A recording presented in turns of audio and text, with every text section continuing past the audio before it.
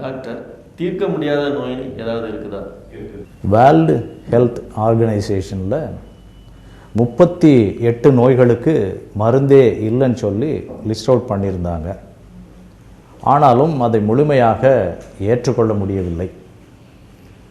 நான் இந்த சொரியாசிஸ் என்று அழைக்கப்படக்கூடிய தோல் நோய்களுக்கு மருத்துவம் பார்த்திருக்கிறேன். அநேகர் அதற்கு சரியான மருந்துகளை எடுத்தால் அவர்கள் குணம் பெற்று சென்றிருக்கிறார்கள். அதே போல் விட்டிலிகோ இங்கே வெண்புள்ளி அல்லது லீகோடெர்மா என்று சொல்வார்கள். இதற்கும் உலக அளவில் மருந்து இல்லை பார்க்கும் பொழுது, மேலோட்டமாக பார்த்தால். ஆனால் சில வெளிப்பூச்சு, அதே போல் உள்ளுக்குள் டீடாக்சிஃபிகேஷன் சில மருந்துகள் தினந்தோறும் எடுத்தால் பிக்மெண்டேஷன் என்று சொல்லுவோம். அந்த உடம்பில் அந்த புள்ளிகள் பரவலாக கரும்புள்ளிகள் அந்த வெண்புள்ளிகள் மறைந்துவிடும். அப்போ இயல்பான தோல் கிடைத்துவிடும். இதற்கு சீனர்கள் கடைப்பிடிக்கக்கூடிய ஒரு மருந்தை நான் கொடுத்து பார்த்தேன், ரிசல்ட் கிடைத்தது. ஆனால் சீனர்கள் பயன்படுத்தக்கூடியது தமிழில் ஏற்கனவே குறிப்பிடப்பட்டுள்ளது. அது என்ன என்று கேட்பீர்கள் என்றால், கார்போக அரிசி சூரணம். கார்போக அரிசி சூரணத்தை கொடுத்துவிட்டு இலந்தை வேர் குளித்தைலத்தை மேலோட்டமாக பூசினால் குணமாவதை நான் கண்டேன். இது ஏடுகளில் ஏற்கனவே குறிப்பிடப்பட்டிருக்கின்றது. ஆனால் சித்த மருத்துவத்தில் முத்து பஸ்பம், இன்னும் சில பஸ்பங்களை கொடுப்பார்கள், கையாளுவார்கள். அதை எடுக்கக்கூடாது. நான் ஏன் அதை சிபாரிசு செய்வதில்லை, பரிந்துரை செய்வதில்லை என்றால், பஸ்பங்கள் என்பது 400 ஆண்டு காலங்களுக்கு பத்திரப்படுத்தி வைக்கப்படக்கூடியது. அது கிட்னியை பாதிச்சிருச்சுன்னு சொன்னால் ஒன்றும் செய்ய முடியாது. இந்த குணப்படுத்த முடியாத நோய் வகையில் ஒன்று கிட்னி ஃபெயிலியர். கிட்னி ஃபெயிலியருக்கு மருந்து கிடையாது. அதனால தான் கிட்னியை திருடி வைக்கிறாங்க, வேறு கிட்னி தான் வைக்கணும். இப்போ கிட்னி ஃபெயிலியர் ஆகாமல் நீங்கள் பாதுகாத்து கொள்ளணும். ஆனால் ஒரு அற்புதத்தை நான் பார்த்துருக்குறேன். ஆஸ்திரேலியாவில் ஒரு வெள்ளைக்கார பெண்மணிக்கு கிட்னியை மாற்றணும்னு டாக்டர்கள்லாம் சொல்லிட்டாங்க. அந்த டைமில் அவள் எதனால் பாதிக்கப்பட்டது அப்படின்னு பார்க்குறா. டயபெட்டிஸ், அவளோட சலரோகம் என்று அழைக்கப்படக்கூடிய நீரிழிவு, சர்க்கரை வியாதினால தான் அவளோட கிட்னி 2 கிட்னிகளும் பழுதடைஞ்சிருச்சு, சிறுநீரகங்களும்.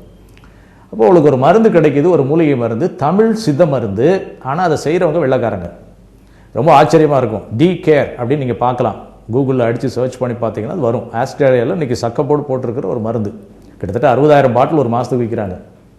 இந்த டி கேரை வாங்கி அவள் எடுத்தா 4 மாதத்தில் அவளோட கிட்னி ஒரு பர்ஃபெக்ஷனுக்கு வந்துருச்சு. கிட்னி மாற்ற வேண்டாம்னு சொல்லி டாக்டர் சொல்கிறாங்க. இவளுக்கு நம்ப முடியலை, இந்த மருந்துக்கு அவ்வளவு தன்மை இருக்குதான்னு. நான் உடனே என்ன பண்ணேன், அதை மொத்தமாக இம்போர்ட் பண்ணி நிறைய என்னோட பேஷண்ட்ஸுக்கு கொடுத்து பார்த்தேன். எல்லோரும் சொன்னாங்க நல்ல இம்ப்ரூவ்மெண்ட், கிட்னி நல்லா இருக்குது, கை கால் வலியெல்லாம் போயிடுது, சலரோகத்தையும் கட்டுக்குள்ளே வைக்கிது, ரொம்ப நல்லா இருக்குன்னு சொன்னாங்க. இது தமிழ் சித்த மருந்து. ஆனால் வெள்ளைக்காரர்களால் தயாரிக்கப்பட்டு அது மார்க்கெட் செய்யப்படுது. நீங்களும் கிடைச்சா எடுக்கலாம். D care. இன்னொன்று ஜி வெல்னஸ். இது பற்றிய தகவல்கள் மேலும் வேணால் நீங்கள் எங்களை கூப்பிடுங்க, எங்களோட தொலைபேசி இலக்கத்துக்கு அழைச்சா நாங்கள் தருவோம். இன்னும் தீர்க்கப்படாத நோய்கள் லிஸ்ட்டில் நிறைய இருக்குது. சொராயசிஸ் சொன்னேன், விட்டிலிகோ சொன்னேன். இதே போல் எய்ட்ஸ் இருக்குது, உங்களுக்கு தெரியும். இந்த எய்ட்ஸ் நோய்களாம் மருந்து கிடையாது. புற்றுநோய் இருக்குது. புற்றுநோய் 1வது ஸ்டேஜ் அல்லது 2வது ஸ்டேஜ்னால் குணப்படுத்தலாம். 3வது ஸ்டேஜுக்கு பேஷண்ட் போயிட்டால் குணப்படுத்துறது ரொம்ப கடினம். ஏன்னா அது எங்கே எப்போ ஸ்ப்ரெட் ஆகுதுன்னு சொல்ல முடியாது. மூளைக்கு ஸ்ப்ரெட் ஆகிடுச்சின்னு சொன்னால் லிவரில் இருக்கும், லிவர்லேருந்து படக்குன்னு அது மூளைக்கு போயிடும். அப்புறம் அவங்க பேரலைஸ் ஆகிடுவாங்க, கஷ்டம். லங்ஸில் போய் ஃப்ளூயிட் கலெக்ஷன் ரொம்ப ஆகுது அப்படின்னு சொன்னாலும் கஷ்டம். அப்போ புற்றுநோய் எந்த ஸ்டேஜில் இருக்குது அப்படின்னு பார்க்கணும். இந்த ஸ்டேஜிலலாம் போய் நான் காப்பாற்றிடுவேன் வச்சிடுவேன்னு சொன்னால், நம்ம நாடி பார்க்கும் பொழுதே பூத நாடி, குரு நாடின்னு சொல்லுவோம். இந்த நாடிகள் எப்படி இந்த நாடி துடிக்கிறது என்பதை வைத்து அவர்கள் நாட்களையும் நாம் சொல்லிடலாம். இத்தனை நாள் நீங்கள் உயிரோடு இருப்பீங்க, இல்லை இப்படி இருப்பீங்க, கடைசி ஆசையை பூர்த்தி செய்து கொள்ளுங்கன்னு சொல்லலாம். மிரக்கல் நடந்தால் ஒழிய அதை காப்பாற்ற முடியாது. அப்போ நோய்களுக்கு மருந்தே இல்லாமல் குணப்படுத்த முடியாத அளவுக்கு போகக்கூடிய நிலை இருக்குது, உங்களுக்கு தெரியும். இப்போ நான் சொன்ன ஹெச்ஐவி என்று அழைக்கப்படக்கூடிய எய்ட்ஸ், புற்றுநோய், இது போன்ற நோய்கள் இருக்குது. கிட்னி ஃபெயிலியரும் குணப்படுத்த முடியாது. ஆனால் சொரியாசிஸ், விட்டிலிகோ இதெல்லாம் குணப்படுத்தலாம். ஒருவேளை புற்றுநோய் ஆரம்ப நிலை என்று சொன்னால் நீங்கள் அணுக வேண்டும். அதற்குண்டான வழிமுறைகளை சொல்லித் தருவேன். கலிஃபோர்னியாவில் விட்டமின் சி ஐவி என்று ஒன்று கொடுப்பார்கள் ஒரு இடத்துல. அதாவது விட்டமின் சியை இந்த ஐவி மூலமாக இன்ஜெக்ட் பண்ணி விட்டுட்டு ஆராய்ச்சி பண்ணி பார்க்கும்பொழுது புற்றுநோயை குணப்படுத்த முடிஞ்சது. அது ஒரு வழிமுறை. இங்கே மும்பையில் டாக்டர் ஷர்மா என்பவர் ஒரு மருந்து தயாரிக்கிறார், எலக்ட்ரோ ஹோமியோபதி மெடிசின். அதுவும் உதவி செய்து. இதை தவிர்த்து சித்தா ஹெர்பல் இன்ஜெக்ஷன் சொல்லி திருவண்ணாமலையில் தயாரிக்கிறாங்க.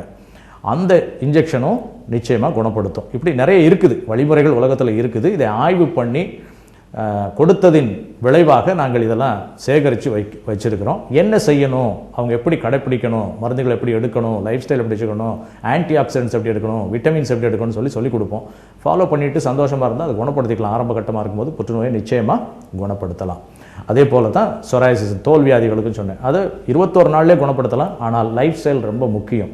கண்டதையும் சாப்பிடக்கூடாது, லிவர் பாதிக்கப்பட, குடிக்கக்கூடாது, மது அருந்தக்கூடாது, இப்படி சில கட்டுப்பாடுகள் உண்டு. இவைகளை கடைப்பிடித்து விட்டால் இந்த நோய்களை எல்லாம் குணப்படுத்தக்கூடியது. அதே சமயத்தில் குணப்படுத்த முடியாது என்ற 38 நோய்கள் இருக்கின்றன. நீங்கள் இந்த மாதிரி கடினமான ஒரு நோயால் பாதிக்கப்பட்டு இருந்தால் இவைகளை, இந்த நோய்களை குணமாக்குவதற்கு அல்லது ஆலோசனை பெறுவதற்கு தைரியமாக எங்களை நீங்கள் அழைக்கலாம். எங்கே என்ன கிடைக்கிறது நிச்சயமாக நாங்கள் உங்களுக்கு சொல்லி வழிகாட்டுதலை நாங்கள் கொடுப்போம். இந்த வழிகாட்டுதல் இலவசமானது. நிச்சயமாக நாங்கள் உங்களுக்கு நேசிக்கிறோம் என்பதால் இது இலவசமானது. நீங்கள் அழைக்க வேண்டிய தொலைபேசி இலக்கம் 419-995-0416. இந்தியாவிலிருந்து அழைக்க வேண்டும் என்றால் 001 என்று போட்டுக்கொள்ளுங்கள் முன்னாடி, டாக்டர் ராஜசேகர் ஆத்தியப்பன். அதே போல இந்தியாவில் நீங்கள் அழைக்க வேண்டிய தொலைபேசி இலக்கம் சாம் டேனியல் 9362728808. வணக்கம் நேயர்களே.